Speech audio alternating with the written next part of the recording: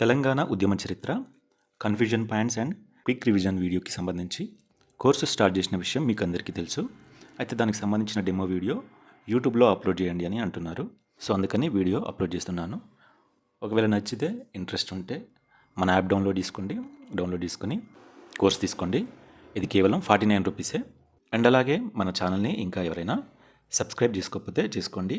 ఈ వీడియోను ఖచ్చితంగా లైక్ చేసి మీ ఫ్రెండ్స్కి షేర్ చేయండి. సరేనండి, వీడియో చూసేయండి. వందే మాతర ఉద్యమం 1938లో జరిగింది కదా, దాని గురించి నేను డీటెయిల్గా ఉద్యమాలు అనే టాపిక్లో చెప్పిన, ఒకసారి చూడండి. కానీ ఇందులో గుర్తుంచుకోవాల్సిన పాయింట్ ఏంటంటే, కొన్ని యూనివర్సిటీలు ఉన్నాయి కదా, వాటికి వీసీ వైస్ ఛాన్సలర్ ఎవరు అనేది గుర్తుంచుకోవాలి.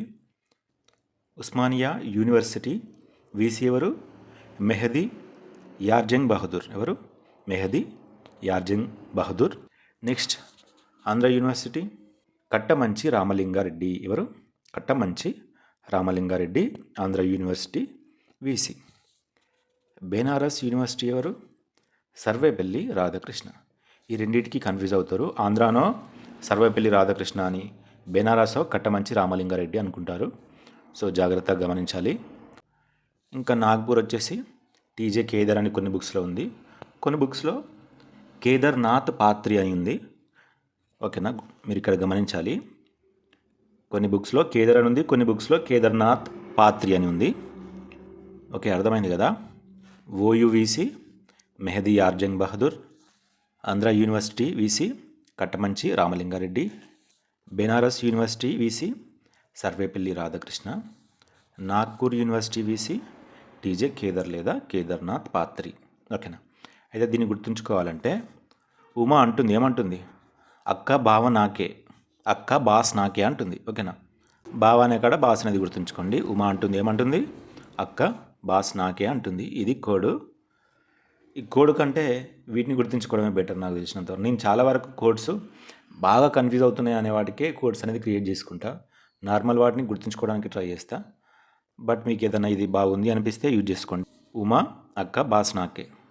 ఉమా అంటే ఉస్మానియా మరియు మెహదీ, అక్క అంటే ఆంధ్ర మరియు కట్టమంచి, బాస్ అంటే బాస్ లేదా బేస్ బెనారస్ సర్వేపల్లి, నాకే అంటే నాగ్పూర్ అండ్ కేదార్ లేదా కేదార్నాథ్ పాత్రి. ఓకేనా, ఇది కష్టం అనిపించిన వాళ్ళు ఈ కోడ్ గుర్తుంచుకోండి. ఓకేనా. Next September 30. ఈ సెప్టెంబర్ 30కి సంబంధించి ఒక 5 అంశాలు అయితే అదే సెప్టెంబర్ 30న జరిగిందన్నమాట. ఆ 5 అంశాలు ఏంటో చూద్దాం. మొదటగా ఎస్ఆర్సి నివేదిక ఇచ్చింది. ఎప్పుడు? 1955 సెప్టెంబర్ 30న కేంద్రానికి సమర్పించింది. నెక్స్ట్ పివి నరసింహారావు మొదటిసారిగా 1971లో సెప్టెంబర్ 30న ఏపీ ముఖ్యమంత్రి అయ్యారు. అండ్ తెలంగాణ ధూమ్ధామ్ మొట్టమొదటి సదస్సు కామారెడ్డిలో జరిగింది 2002 సెప్టెంబర్ 30న. నెక్స్ట్ సాగరహారం లేదా తెలంగాణ మార్చ్. ఈ కార్యక్రమాన్ని తెలంగాణ జాయింట్ యాక్షన్ కమిటీ ఆధ్వర్యంలో 2012 సెప్టెంబర్ 30న నిర్వహించారు. అండ్ అలాగే 2004 సెప్టెంబర్ 30న గిర్గ్లానీ అనేది కమిషన్ ఉంది కదా, అది తన తుది నివేదికనైతే రాజశేఖర్ రెడ్డి ప్రభుత్వానికి సమర్పించింది. ఓకేనా, మళ్ళీ ఒకసారి చూద్దాం. సెప్టెంబర్ 30కి సంబంధించిన ఇంపార్టెంట్ అంశాలు. ఎస్ఆర్సి నివేదికను 1955 సెప్టెంబర్ 30న కేంద్రానికి సమర్పించింది. పివి నరసింహారావు మొదటిసారిగా 1971 సెప్టెంబర్ 30న ఆంధ్రప్రదేశ్ ముఖ్యమంత్రి అయ్యారు. తెలంగాణ ధూమ్ధామ్ మొట్టమొదటి సదస్సు కామారెడ్డిలో 2002 సెప్టెంబర్ 30న జరిగింది. సాగరహారం లేదా తెలంగాణ మార్చ్ కార్యక్రమం టీజాక్ ఆధ్వర్యంలో 2012 సెప్టెంబర్ 30న జరిగింది. 2004 సెప్టెంబర్ 30న గిర్గ్లానీ కమిషన్ తన తుది నివేదికనైతే సమర్పించింది రాజశేఖర్ రెడ్డి ప్రభుత్వానికి. అయితే ఈ 4 దొరికిన తర్వాత నిన్న రీసెంట్గా మళ్ళీ ఇది దొరికిందనమాట, యాడ్ చేశాను. దీనికి సంబంధించిన నేను ఆల్రెడీ ఒక షార్ట్ వీడియో మన యూట్యూబ్లో అప్లోడ్ చేశాను. అయితే అందులో ఇది ఒక్కట్లేదు, ఈ 4 ఉన్నాయి. ఇంకా ఏమైనా దొరికితే నెక్స్ట్ అప్లోడ్ చేస్తాను. ఆ పీడిఎఫ్ మళ్ళీ టైప్ చేసి మీకు దాన్ని డిలీట్ చేసి కొత్తది అప్లోడ్ చేస్తాను. ఓకేనా. ఇంకా నవంబర్ 29కి సంబంధించి ఉన్నాయి, అండ్ 1920కి సంబంధించి ఇట్లా కొన్ని ఉన్నాయి. అవన్నీ కూడా తర్వాత చెప్తా. ఒకే దగ్గర చెప్పిన అనుకో మీరు కన్ఫ్యూజ్ అవుతారు. ఓకేనా. సరే, నెక్స్ట్ చూద్దాం. ఇంతకుముందు సెప్టెంబర్ 30కి సంబంధించి ఒక 5 అంశాలు చూసినాం కదా. ఇప్పుడు దేవాకు రిలేటెడ్గా చూద్దాం. దేవానంద స్వామి అనే అతను 1984లో వరంగల్లో తెలంగాణ పార్టీని స్థాపించాడు. ఎవరు?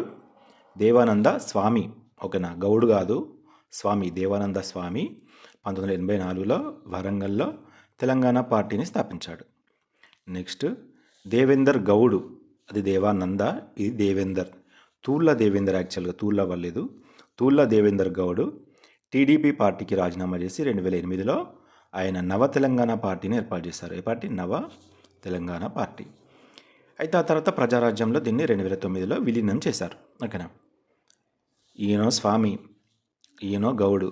ఓకేనా. నెక్స్ట్ తెలంగాణ రాష్ట్రం కోసం ఆత్మహత్య చేసుకున్న తొలి న్యాయవాది దేవేందర్ రెడ్డి, ఈయనో రెడ్డి.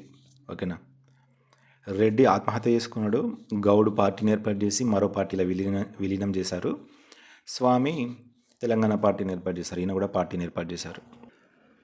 ఇవైతే 3 దేవా అనేవాడుకు 3 ఇంపార్టెంట్ విషయాలు అయితే గుర్తుంచుకోండి. ఓకేనా.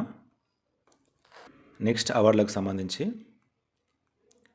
First award, actually first award ఎవరికి వచ్చింది అనేది ఇక్కడ కన్ఫ్యూజన్ పాయింట్. కొన్ని అవార్డ్స్ ఉన్నాయి కదా మన తెలంగాణలో, అయితే ఫస్ట్ అవార్డు ఎవరికి వచ్చింది అనేది ఇక్కడ కన్ఫ్యూజన్ పాయింట్. బూర్గుల రామకృష్ణారావు స్మారక అవార్డు ఎవరిది? బూర్గుల రామకృష్ణారావు స్మారక అవార్డు మొట్టమొదటి గ్రహీత ఎవరు? కాళోజీ నారాయణరావు. ఓకేనా. బూర్గుల ఫస్ట్ అవార్డు కాళోజీకి వచ్చింది. మరి కాళోజీ ఫస్ట్ అవార్డు ఎవరికి వచ్చింది? అమ్మంగి వేణుగోపాల్కి వచ్చింది. ఓకేనా. బూర్గుల ఫస్ట్ అవార్డు కాళోజీకి, కాళోజీ ఫస్ట్ అవార్డు అమ్మంగి వేణుగోపాల్కి. సురవరం ప్రతాపరెడ్డి తొలి అవార్డు వరదాచార్యకు వచ్చింది, వరదాచార్య. అండ్ దాశరథి కృష్ణమాచార్య అవార్డు తిరుమల శ్రీనివాసాచార్యులకు వచ్చింది. దాశరథి కృష్ణమాచార్య అవార్డు తిరుమల శ్రీనివాసాచార్యులకు వచ్చింది. ఆచార్య దేవోభవ తొలి అవార్డు కోదండరాంకి వచ్చింది. ఆచార్య దేవోభవ తొలి అవార్డు కోదండరాంకి వచ్చింది. సి నారాయణ రెడ్డి తొలి అవార్డు శివరామకృష్ణకు వచ్చింది. ఓకేనా. మళ్ళీ ఒకసారి చదువుతున్నా చూడండి. బూర్గుల ఫస్ట్ అవార్డు కాళోజీకి, కాళోజీ ఫస్ట్ అవార్డు అమ్మంగి వేణుగోపాల్కి, సురవరం ప్రతాపరెడ్డి ఫస్ట్ అవార్డు వరదాచార్యకి, దాశరథి కృష్ణమాచార్య, రంగాచార్య కాదు, కృష్ణమాచార్య తొలి అవార్డు తిరుమల శ్రీనివాసాచార్యులకి, ఆచార్య దేవోభవ తొలి అవార్డు కోదండరాం సార్కి, అండ్ కోదండరాం అనద్దు, కోదండరాం రెడ్డి గారికి వచ్చింది. అండ్ సినారే తొలి అవార్డు శివరామకృష్ణ. ఓకేనా. గ్రామాలకు తరలండి, యాక్చువల్గా ఏంటంటే ఆర్ఎస్సీ తెలుసు కదా, రాడికల్ స్టూడెంట్స్ యూనియన్, ఇది గ్రామాలకు తరలండి అనే కార్యక్రమాన్ని చేపట్టింది. గ్రామాల్లోని ప్రజలను చైతన్యవంతం చేయడానికి ఈ కార్యక్రమాన్ని తీసుకురావడం జరిగిందన్నమాట, గ్రామాలకు తరలండి అని. అందులో మన నారదాసు లక్ష్మణరావు కూడా పార్టిసిపేట్ చేశారు. ఆయన ఆ తర్వాత గ్రామాలకు తరలండి నా అనుభవాలు అనే బుక్ రాయడం జరిగిందన్నమాట. ఆర్ఎస్యు గ్రామాలకు తరలండి అనే కార్యక్రమాన్ని నిర్వహించింది. ఈ కార్యక్రమంలో నారదాసు లక్ష్మణరావు కూడా పార్టిసిపేట్ చేశాడు. ఆ తర్వాత దానికి సంబంధించి గ్రామాలకు తరలండి నా అనుభవాలు అనే బుక్ రాయడం జరిగింది. నెక్స్ట్ కొండా లక్ష్మణ్ బాపూజీ, ముసలోడే కానీ మహానుభావుడు. ఓకే, కొండా లక్ష్మణ్ బాపూజీ గారు ప్రత్యేక తెలంగాణ కాంగ్రెస్ సమితిని 1969 మార్చి 30న ఏర్పాటు చేశారు. ఎప్పుడు? 1969 మార్చి 30న ఏర్పాటు చేయడం జరిగింది ప్రత్యేక తెలంగాణ కాంగ్రెస్ సమితిని. ఆ తర్వాత 1969 జూన్ 1న, వెరీ వెరీ ఇంపార్టెంట్ ఇది, తెలంగాణకు ప్రదేశ్ కాంగ్రెస్ కమిటీ PCC ఏర్పాటు చేయడం జరిగింది. ఎవరు అధ్యక్షులు? కొండా లక్ష్మణ్ బాపూజీ, ఉపాధ్యక్షులు రాజమల్లు మరియు సంగం లక్ష్మీబాయి. ఈ రెండింటికి కన్ఫ్యూజ్ అవుతూ ఉంటాం, డేట్స్ కూడా చూసుకోవాలి. అది మార్చి 30, అది సమితి, ఇది కమిటీ, ఇది జూన్ 1. ఓకేనా. అయితే మనకు ఈ హైదరాబాద్ PCC అనేది పెద్ద మనుషుల ఒప్పందం అప్పుడు 14వ అంశంలో హైదరాబాద్ PCC అనేది 1962 వరకు కూడా ఉండాలని అనుకున్నారు. దానికి ఓకే అని కూడా వాళ్ళు ఆంధ్ర వాళ్ళు చెప్పిల్లన్నమాట. కానీ నీలం సంజీవరెడ్డి గారు ఉన్నారు కదా, ఆయన 1958లో దీన్ని రద్దు చేయడం జరిగింది. రద్దు చేసిండు కాబట్టి మేము మళ్ళీ ఏర్పాటు చేసుకుంటున్నామని కొండా లక్ష్మణ్ బాపూజీ గారు దీన్ని ఏర్పాటు చేశారు 1969 జూన్ 1న. అధ్యక్షులు ఆయననే, ఉపాధ్యక్షులు రాజమల్లు మరియు సంగం లక్ష్మీబాయి. ఓకేనా. ఓకే, నెక్స్ట్ నవంబర్ 29కి సంబంధించిన రిలేటెడ్ పాయింట్స్ చూద్దాం. 1938 నవంబర్ 29న విద్యార్థి నాయకుడైన అచ్యుతారెడ్డి ఉస్మానియా యూనివర్సిటీ అధికారుల ఆదేశాలను ఖండిస్తూ వందే మాతరం కార్యాచరణ కమిటీని అయితే ఏర్పాటు చేశారు. నెక్స్ట్ 1947 నవంబర్ 29న భారత ప్రభుత్వం మరియు నిజాం ప్రభుత్వం మధ్య ఒక ఒప్పందం జరిగింది. దాన్నే యథాతథ స్థితి ఒప్పందం అంటారు. అండ్ 2009లో నవంబర్ 29న ప్రత్యేక తెలంగాణ రాష్ట్రం కోసం కేసీఆర్ నిరాహార దీక్ష చేశారు. ఇదే రోజున ఆయన పేరేంది, శ్రీకాంతాచారి గారు ఒంటిపై కిరోసిన్ పోసుకొని అంటించుకున్నారు. ఆ తర్వాత ఆయన డిసెంబర్ 3న చనిపోయారు. ఓకే, నవంబర్ 29 అంటే ఒకటి మన వందే మాతర ఉద్యమం ఉంది కదా, ఆ టైంలో వాళ్ళు ఒక కమిటీని ఏర్పాటు చేసుకున్నారన్నమాట, కార్యాచరణ కమిటీని అచ్యుతారెడ్డి అధ్యక్షతన ఆ నాయకత్వంలో నవంబర్ 29, 1938లో. అండ్ అలాగే 1947లో భారత ప్రభుత్వానికి నిజాం ప్రభుత్వానికి ఒక ఒప్పందం జరిగింది. అండ్ 2009లో కేసీఆర్ నిరాహార దీక్ష అండ్ అలాగే శ్రీకాంతాచారి ఆత్మహత్య యత్నం. ఓకేనా. నెక్స్ట్ తెలంగాణ ధూమ్ధామ్కి సంబంధించి ఈ అంతడబుల నాగరాజు జానపద జాతర అనే సాంస్కృతిక ప్రదర్శన నిర్వహించేవాడన్నమాట. ఎవరు? అంతడబుల నాగరాజు జానపద జాతర అనే సాంస్కృతిక ప్రదర్శన నిర్వహించేది. దీన్ని స్ఫూర్తిగా తీసుకొని రసమై బాలకృష్ణన్ ఈ తెలంగాణ ధూమ్ధామ్ను తీసుకురావడం జరిగింది. అయితే ఇవి 4 సదస్సులు అయితే జరిగినాయి. మొదటి సదస్సు 2002 కామారెడ్డిలో, రెండవది 2003 సంగారెడ్డిలో, మూడవది 2004 సిద్దిపేటలో, నాలుగవది 2005 కాదు 2006లో, ఒకటి మిస్ అయింది, ఒక ఇయర్ హైదరాబాద్లో. ఓకేనా. 2002, 3, 4, 5 మిస్ అయింది అండ్ 6వది ఇక్కడ. మొదటి సదస్సు ఎక్కడ జరిగింది అనేది చాలా చాలా ఇంపార్టెంట్. కామారెడ్డిలో జరిగింది. రెండవది సంగారెడ్డి, రెండు కూడా రెడ్డే, ఒక రంగారెడ్డి తప్ప ఈ 2 రెడ్డిలు ఉన్నాయి. మూడవది సిద్దిపేట, 4వది హైదరాబాద్. ఇది గుర్తుంచుకోండి, ఈజీగానే ఉంటుంది. కామారెడ్డి, సంగారెడ్డి, సిద్దిపేట, హైదరాబాద్. లేదు అంటే ఇక్కడ ఒక కోడ్ రాశాను చూడండి. ఖమ్మంతో సంగారెడ్డి సిద్ధాపురం వెళ్ళి హౌలేగాడై వచ్చాడు. ఖమ్మంతో సంగారెడ్డి సిద్ధాపురంకి వెళ్ళి హౌలేగాడై వచ్చాడు. దానికంటే ఇది గుర్తుంచుకోవడమే బెటర్. బట్ ఇది గుర్తుండదు మాకు అనిపించిన వాళ్ళు ఇది గుర్తుంచుకోండి. ఇక్కడ ఖమ్మం అన్న చోట కామారెడ్డి, సంగారెడ్డికి సంగారెడ్డి, సిద్ధాపురం అన్న చోట సిద్దిపేట, హౌలే అంటే హైదరాబాద్.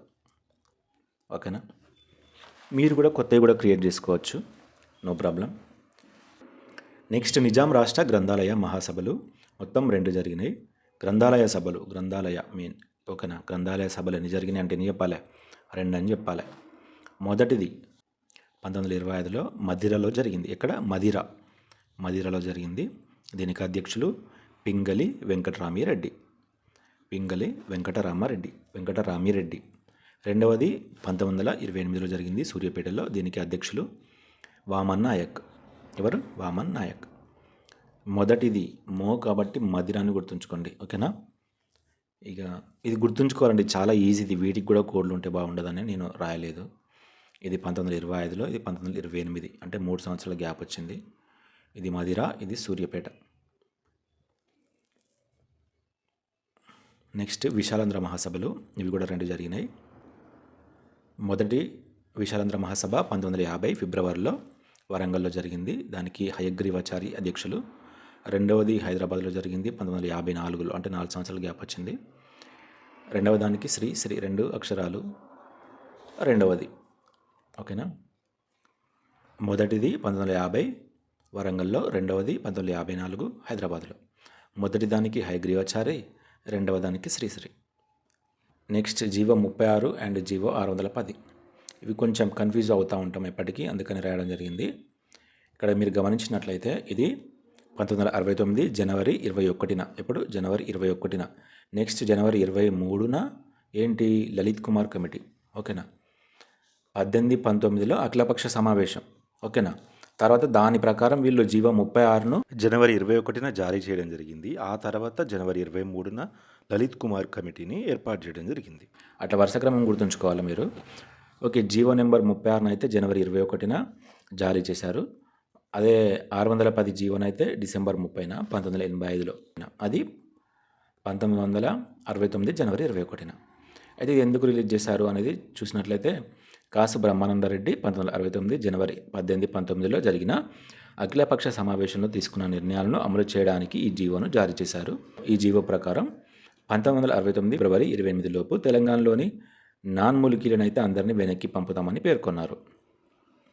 అండ్ 610 జీవో చూసినట్లయితే జయభారత్ రెడ్డి మరియు సుందరేశన్ కమిటీలు ఉన్నాయి కదా, వాటి సిఫార్సుల ఆధారంగానైతే ఎన్టీఆర్ ఈ 610 జీవోను జారీ చేయడం జరిగింది. దీని ప్రకారం రాష్ట్రపతి ఉత్తర్వులకు వ్యతిరేకంగా 5-6 జోన్లలో నియమించిన నాన్ ములికీలు ఉంటారు కదా, వారిని 1986 మార్చి 31 నాటికి వెనక్కు పంపుతామని పేర్కొన్నారు. ఇటు గమనించినట్లయితే 1969 ఫిబ్రవరి 28, ఇది మార్చి 31, అది మంత్ ఎండింగే. ఓకేనా, ఇది మంత్ ఎండింగేనే అండ్ ఇది కూడా మంత్ ఎండింగే. ఓకేనా, అది 1969, ఇది 86. చూసుకోవాలి మీరు, ప్రతి డేట్ ప్రతి లైన్ చూసుకోవాలి. ఓకేనా, ఇది కాసు బ్రహ్మానందరెడ్డి, ఇది ఎన్టీఆర్. నెక్స్ట్ చూద్దాం. నెక్స్ట్ క్విట్ తెలంగాణ అనే నినాదం, ఇది నినాదం అన్నమాట. ఈ నినాదం ఎవరిచ్చారని అడుగుతారు. 1969 అంటేనో శ్రీధర్ రెడ్డి, 1998 అంటేనేమో కాళోజీ. ఓకేనా, 1969 మార్చ్ 8, 9 తేదీలలో హైదరాబాద్లోని రెడ్డి హాస్టల్లో తెలంగాణ సదస్సు జరిగింది కదా, ఆ సదస్సు అప్పుడు శ్రీధర్ రెడ్డి క్విట్ తెలంగాణ అనే నినాదాన్ని అయితే ఇచ్చారు.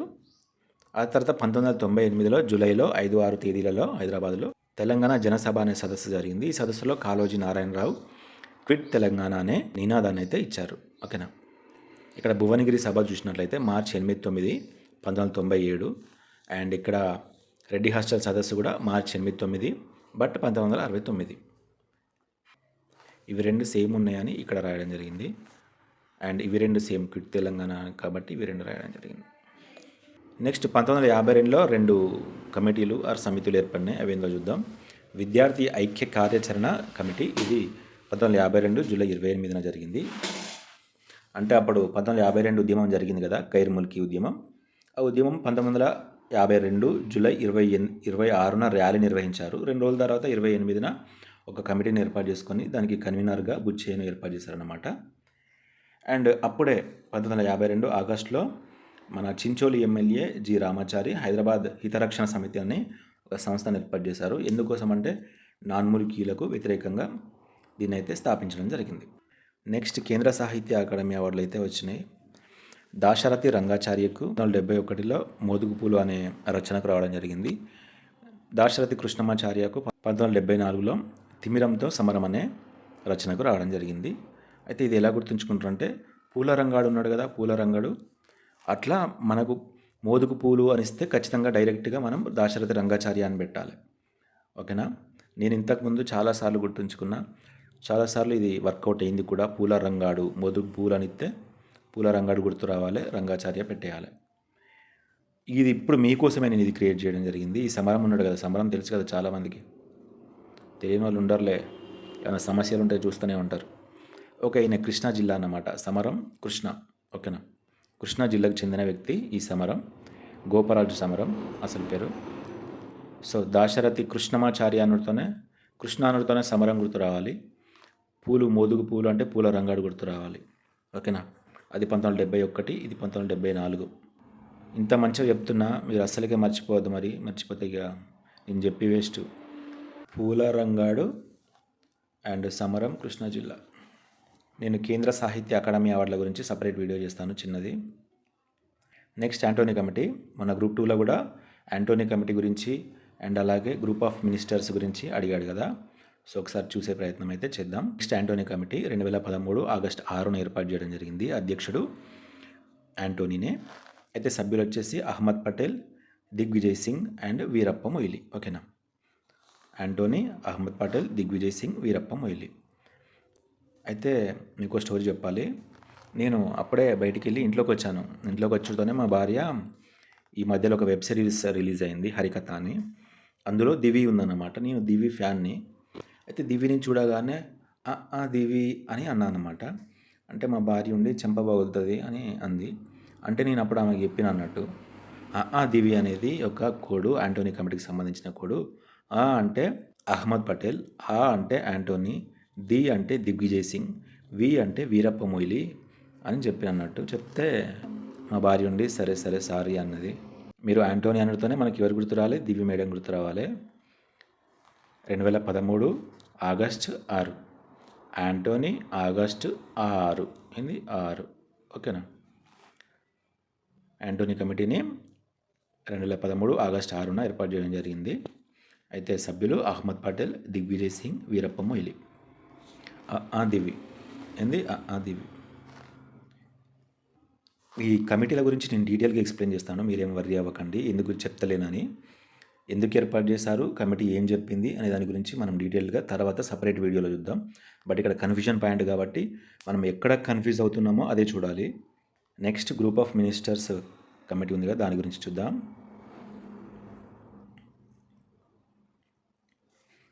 మంత్రుల బృందం ఇది 2013 అక్టోబర్ 8న, అది ఆగస్టు 6న. ఏది యాంటోనీ కమిటీ ఆగస్టు 6న, ఇది అక్టోబర్ 8న. ఆగస్టు తర్వాత సెప్టెంబర్, సెప్టెంబర్ తర్వాత అక్టోబర్, 6 తర్వాత 7, 7 తర్వాత 8.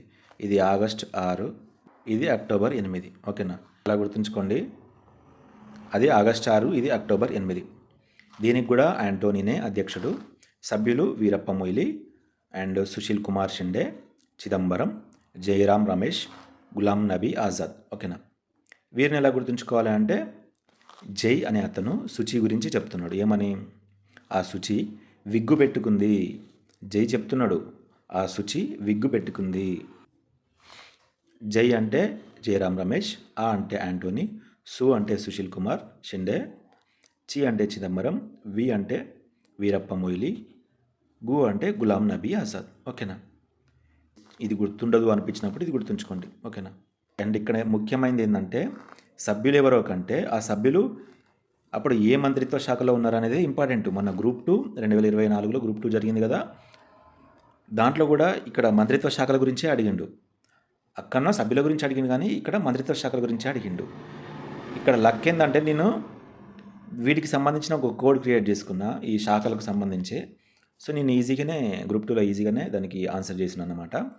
ఏంటంటే వీరప్ప ఉన్నాడు కదా, వీరప్పని ఉన్నాడు కదా, వీరప్పని ఎక్కడ ఉంటాడు? అడవిలో ఉంటాడు. అయితే అడవిని పెట్రోల్తోనే తగలబెట్టిండని గుర్తుంచుకోండి. అండ్ మా ఫ్రెండ్ రమేష్ అని ఉంటాడు, వాడు చదువు బంధు పెట్టి ఊర్లోనే వండుకుంటా వాడు వ్యవసాయం చేసుకుంటాడు.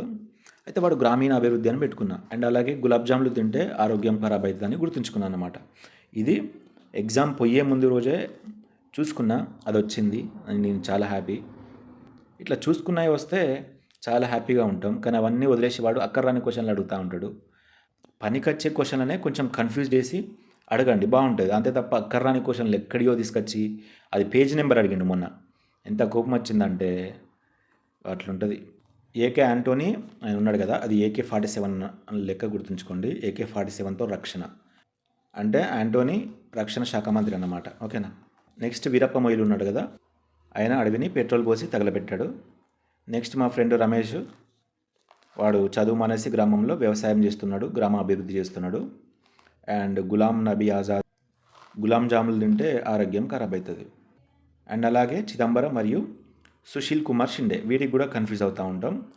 2009 డిసెంబర్ 9న చిదంబరం ఒక ప్రకటన చేస్తారు కదా, అప్పుడు ఆయన హోంమంత్రిగా ఉన్నారు.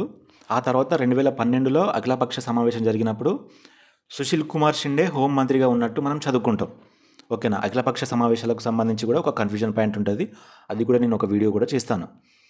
అయితే ఇప్పుడు మీరు ఏం గుర్తుంచుకోవాలంటే, 2009 డిసెంబర్ 9న చిదంబరం ప్రకటన చేసినప్పుడు మాత్రం ఆయన హోంమంత్రిగా ఉన్నారు. మళ్ళీ ఈ కమిటీ యాంటోనీ కమిటీ వచ్చేసరికి ఆయన ఆర్థిక శాఖ మంత్రిగా ఉన్నారు. సుశీల్ కుమార్ షిండే హోంమంత్రిగా ఉన్నారు. ఇప్పుడు నేను అఖిలపక్ష సమావేశం అని చెప్పిన కదా, అది 2010 జనవరి 5 అనుకుంటా. జనవరి 5న ఒక అఖిలపక్ష సమావేశం జరుగుతుంది. దాన్ని చిదంబరం గారే నిర్వహిస్తారు. అప్పుడు ఆయన హోంమంత్రిగా ఉంటారు, హోంమంత్రిగా. ఓకేనా. ఆ తర్వాత 2012లో డిసెంబర్లో, డేట్ ఐడియా లేదు, ఒక అఖిలపక్ష సమావేశం జరుగుతుంది. అప్పుడు సుశీల్ కుమార్ షిండే దానికి అధ్యక్షత వహించిండు. ఆయన అప్పుడు హోంమంత్రిగా ఉన్నారు. సో అది మీరు కన్ఫ్యూజ్ అవుతూ ఉంటారు, గుర్తుంచుకోవాలి. ఇక్కడ మంత్రుల బృందం అని ఉంది కదా, అలాగే 1952లో మంత్రివర్గ ఉపసంఘం అని ఉంటుంది. ఇది మన ముల్కీ ఉద్యమం జరిగింది కదా 1952లో. అది ఎందుకు జరిగింది? నాన్ ముల్కీలకే ఎక్కువ ఉద్యోగాలు వస్తున్నాయి. సో ముల్కీలకే ఉద్యోగాలన్నీ పర్మనెంట్ చేస్తామని మంత్రివర్గ ఉపసంఘాన్ని ఏర్పాటు చేయండి సీఎం గారు అని వారు విద్యార్థులంతా కలిసి వారికి లేఖ ఇచ్చారన్నమాట. అయితే వాళ్ళు మంత్రివర్గ ఉపసంఘం వేయలేదు అండ్ ఒక ప్రకటన కూడా ములికిలకు సంబంధించి ఒక ప్రకటన కూడా చేయలేదు. చేయకపోవడం వల్లనే ఉద్యమం అనేది ఉధృతం చెంది ఆ సిటీ కాలేజ్ సంఘటన కానీ ఉస్మానియా హాస్పిటల్లో సంఘటన కానీ జరిగినాయి. ఓకేనా. ఆ తర్వాత సెప్టెంబర్ 7న సెప్టెంబర్ 3, 4న జరిగినాయి ఆ పోలీస్ కాల్పులు. ఈ సెప్టెంబర్ 7న మంత్రివర్గ ఉపసంఘాన్ని ఏర్పాటు చేయడం జరిగింది 1952లో. అయితే ఇందులో నలుగురు ఉన్నారు. మేల్కోటే పూల్చంద్ గాంధీ, కేవి రంగారెడ్డి, మెహదీ నవాజ్ జంగ్. మేల్కోటే ఆర్థిక శాఖ మంత్రి, పూల్చంద్ గాంధీ విద్య మరియు ఆరోగ్య శాఖ మంత్రి, కేవి రంగారెడ్డి ఎక్సైజ్ కస్టమ్స్ అటవీ శాఖ మంత్రి, మెహదీ నవాజ్ జంగ్ పబ్లిక్ వర్క్స్. ఇది ఎవరి ప్రభుత్వం? బూర్గుల ప్రభుత్వంలో వీరి ఈ మంత్రి పదవులు అన్నమాట. ఈ మంత్రిత్వ శాఖలకు సంబంధించి కూడా ఒక కన్ఫ్యూజన్ పాయింట్ చేస్తాను. అంటే పౌర ప్రభుత్వంలో ఎవరెవరు మంత్రులు ఉన్నారు, మన బూర్గుల లేదా ప్రజాప్రభుత్వంలో ఎవరెవరు మంత్రులు, వారి పదవులేంది, అండ్ తెలంగాణ ఫస్ట్ మంత్రిత్వ శాఖ గురించి అండ్ ఇప్పుడున్న రేవంత్ రెడ్డి మంత్రివర్గం గురించి ఇవన్నీ కూడా నేను ఒక కన్ఫ్యూజన్ పాయింట్ చేస్తాను. ఓకే, ఇక్కడ కోడ్ చూడండి. రంగారెడ్డి గాంధీజీకి మేల్కొలపి మెహందీ పెట్టిండు. గాంధీజీ పడుకుంటే ఆయన్ను లేపి ఆయనకు మెహందీ పెట్టిండు. ఎవరు? రంగారెడ్డి. ఇది గుర్తుండదు అనిపించినప్పుడు ఇది గుర్తుంచుకోండి. ఓకేనా. డాక్టర్ జిఎస్ మేల్కోటే ఆర్థిక శాఖ మంత్రి, పూల్చంద్ గాంధీ విద్య ఆరోగ్య శాఖ మంత్రి, కేవి రంగారెడ్డి ఎక్సైజ్ కస్టమ్స్ అటవీ శాఖ మంత్రి, మెహదీ నవాజ్ జంగ్ పబ్లిక్ వర్క్స్ శాఖ. 1952 సెప్టెంబర్ 7న మంత్రివర్గ ఉపసంఘాన్ని ఏర్పాటు చేశారు. కోడ్ ఏంటి? రంగారెడ్డి గాంధీజీని లేపి లేదా మేల్కొలపి మెహందీ పెట్టిండు. ఈ నలుగురు అయితే గుర్తుంచుకోవాలి మీరు. ఓకే, నెక్స్ట్ చూద్దాం. మళ్ళీ ఇది పార్ట్ 3 కదా, నెక్స్ట్ పార్ట్ 4 చూద్దాం. ఈ చిన్న వచ్చినాయన్నీ ఇట్లా ఒకే దగ్గర చెప్తున్నాను. పెద్ద 5-10 నిమిషాలు అనిపించినాయి సపరేట్ చేసి చెప్తాను. ఓకేనా. అన్నీ చెప్తా, ఇది అది అని కాదు, అన్నీ చెప్తా. హ్యాపీగా వినండి. ఎగ్జామ్స్ ముందు ఒక్కసారి వినండి లేదా పీడిఎఫ్ అయినా చూసుకోండి, సరిపోద్ది.